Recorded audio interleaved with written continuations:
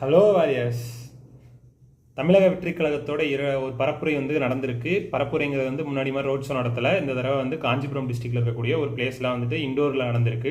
இந்த ஆடிட்டோரியமில் திரு விஜய் அவர்கள் கரூர் பிரச்சனை பற்றி பேசுவாரா அப்படின்னு நிறைய பேர் எதிர்பார்த்துட்டு இருந்தாங்க. அது மட்டும் இல்லை, எனக்கும் ஆளுங்கட்சிக்கு நான் வாய்க்கால் வரப்பு தகராறா, பரந்தூரில் நடந்த பிரச்சனைக்கு நான் முதல்ல நின்னதான் என்னோட அரசியல் முதல் பயணம், கொள்கைகளை கொள்ளையடிக்கக்கூடிய திமுக அப்படிங்கிறதையும் சொல்லிட்டு, அது மட்டும் இல்லாமல் பாலாரை கொள்ளையடிச்ச திமுக, அதாவது பாலாறுலேருந்து வரக்கூடிய கனிம வளங்களை 4730 கோடிக்கு திருட்டு வித்திருக்காங்க அப்படிங்கிறதையும் என்னுடைய கட்சி தொண்டர்களை தற்குறி அப்படின்னு சொன்னதை கடுமையாக தண்டிக்கிறேன் அப்படிங்கிறத பற்றி பேசியிருக்காரு.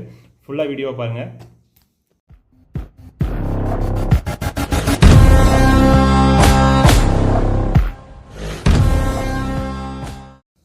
காஞ்சிபுரம் அண்ணா அவர்கள் பிறந்த மாவட்டம் அப்படிங்கிறதையும் அதற்குரிய பெருமையை அதை பற்றின காஞ்சிபுரம் டிஸ்ட்ரிக்டை பற்றி ஓவராலாக பேசிட்டு, அதுக்கடுத்து பொய், பித்தலாட்டம், ஃப்ராடு இது எல்லாத்தையும் பேசக்கூடிய செயல்படுத்தக்கூடிய ஒரு கட்சியான திருட்டு திமுக அப்படிங்கிற மாதிரி அவரோட பாணியில் பேசியிருந்தார்.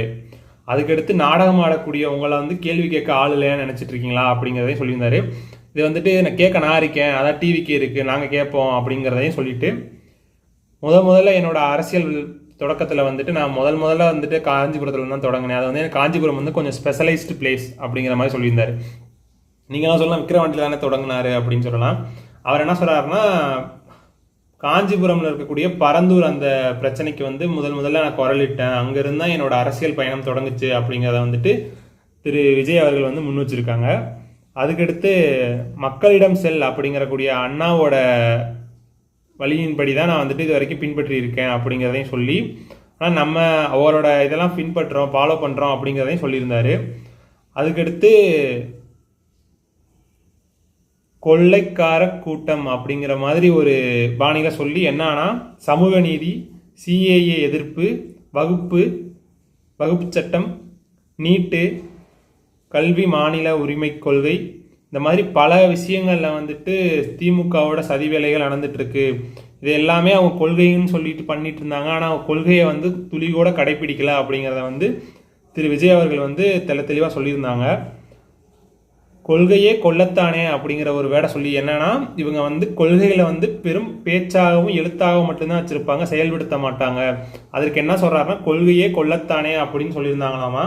அதை திரு விஜய் அவர்கள் அவரோட பாணியில் சொல்லியிருந்தார்.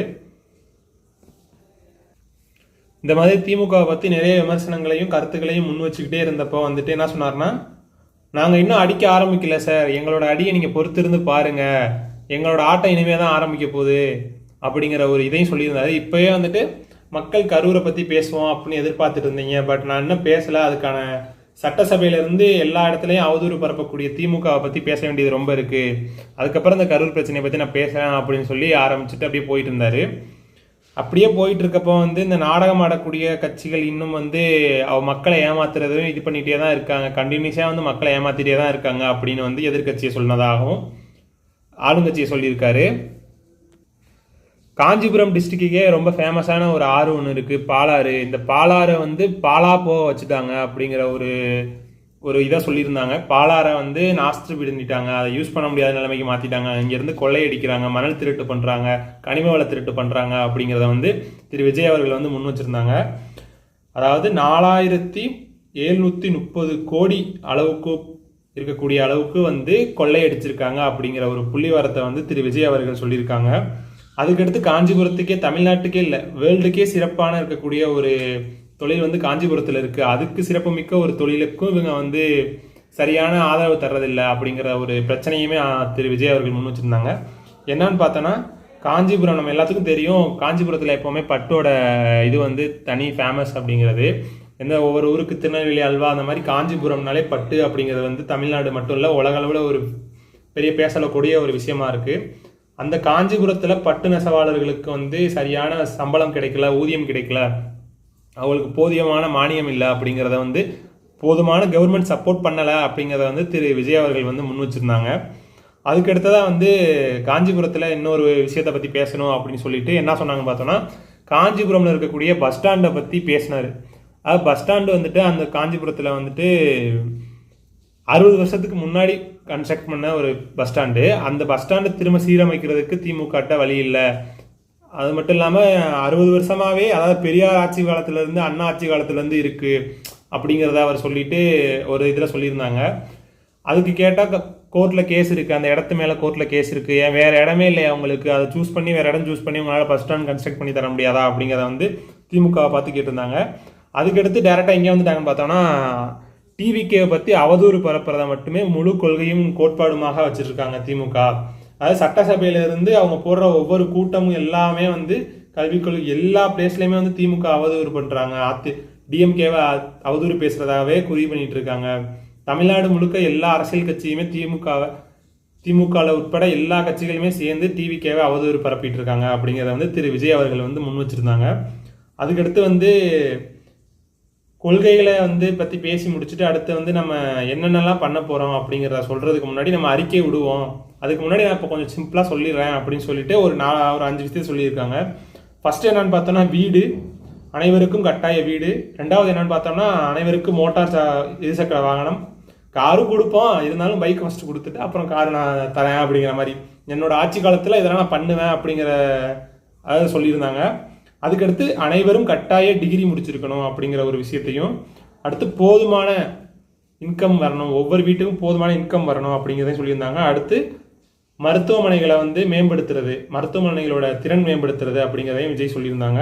அதுக்கடுத்து முக்கியமான பாயிண்ட் அப்படின்னு சொல்லி என்ன சொன்னாங்கன்னு பார்த்தோன்னா, சட்ட ஒழுங்கை நம்ம பாதுகாக்கணும், தமிழ்நாட்டில் வந்து பெண்களுக்கு பாதுகாப்பு தரணும், இந்த மாதிரி அண்ணா யூனிவர்சிட்டியில் நடந்த சம்பவத்தை எடுத்துக்காட்டாக சொல்லி சட்ட ஒழுங்கை நம்ம பாதுகாக்கணும் அப்படிங்கிறத வந்து திரு விஜய் அவர்கள் சொல்லியிருந்தாங்க.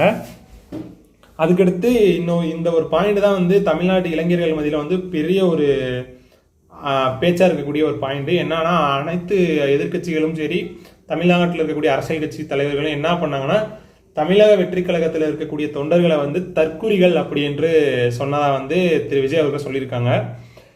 நாங்கள் வந்து தற்குறிகளில், இந்த தற்குறிகளை வச்சு ஓட்டு வாங்கி ஜெயிச்சிருந்தா நீங்களும் ஒரு தற்குறி தானே அப்படிங்கிற மாதிரி வந்து திரு விஜய் அவர்கள் சொல்லியிருக்காங்க.